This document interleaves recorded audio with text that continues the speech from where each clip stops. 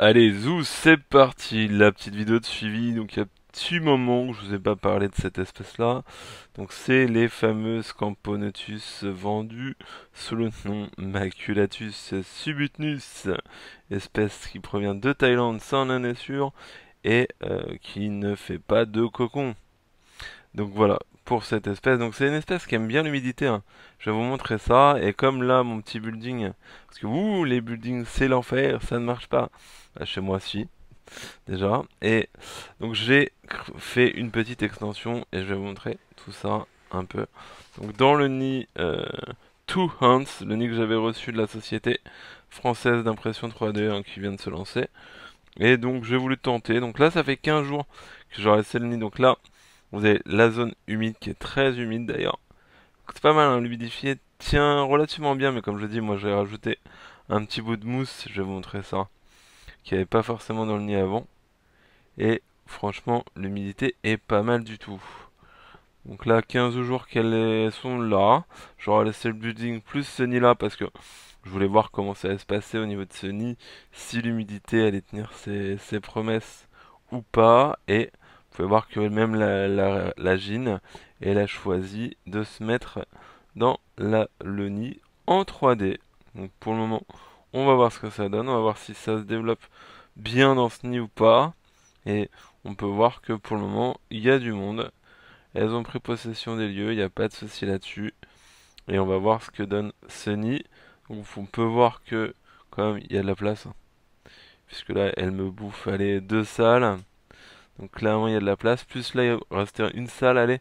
Donc trois salles pour le moment on va dire. Donc j'ai encore largement de la place avant qu'elle me remplisse tout. Après à voir. Ce qui me fait plus peur c'est tout ce qui est saleté. Comme là elles mettent quand même pas mal de déchets dans cette partie-là, à voir avec le temps. Alors on voit que même elles mettent même des nymphes dans la partie très très humide. Même là, vous voyez. Donc là où il y a vraiment beaucoup d'humidité, donc c'est sur la grosse salle où il y a donc les ouvertures pour l'humidité, hein, bien évidemment. Et là, sur la salle du milieu, on a beaucoup de condensation. Les autres non. Après, éventuellement peut-être mettre moins d'humidité, parce que vous voyez, moi, ce que j'ai fait, c'est que j'ai coupé donc la fameuse éponge magique, donc c'est de l'éponge en mélanique, et du coup, je mets ça et je mets de l'eau comme ça. La réserve d'eau, elle dure beaucoup plus longtemps et elle est en contact directement avec la grille. Alors, soit effectivement mettre un peu moins d'eau, soit, comme je vous disais, réduire la mousse pour avoir moins d'humidité, tout simplement. Pour le moment, ça le fait. Alors là, il y a un peu de saleté là parce que j'ai bougé le nid, mais ça, c'est du coton.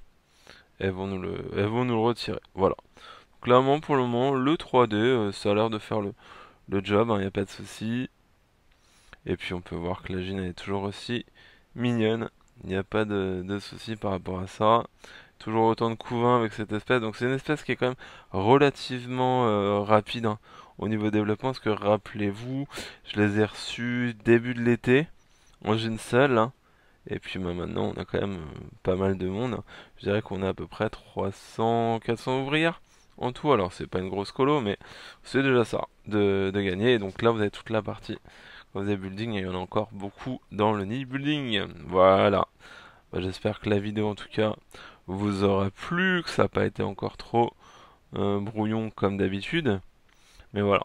Donc, en tout cas, ce que je peux vous dire avant de prendre congé, au niveau de cette espèce-là, donc c'est une espèce qui nous provient de Thaïlande, ça on en est sûr. L'identification, on n'en est pas encore certain, mais ce qu'on peut dire, c'est que c'est déjà une espèce qui aime bien l'humidité, ça c'est sûr, parce que là vous voyez que elle squatte vraiment les parties de nid les plus humides. Il y a un gros polymorphisme en fonction des ouvrières, parce que là on voit bien la classe donc mineur, média, major, pas de souci, on le voit clairement. Et bah, les majors, c'est caractéristique, hein. On peut en voir un là, un perché. J'aurais bien voulu en trouver un par terre. Voilà. Ouais, là il y a un major ici.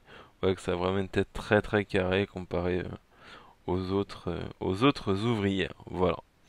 Voilà un petit peu pour cette vidéo. J'espère que ça vous a plu. Bonne journée. Salut. Bye bye.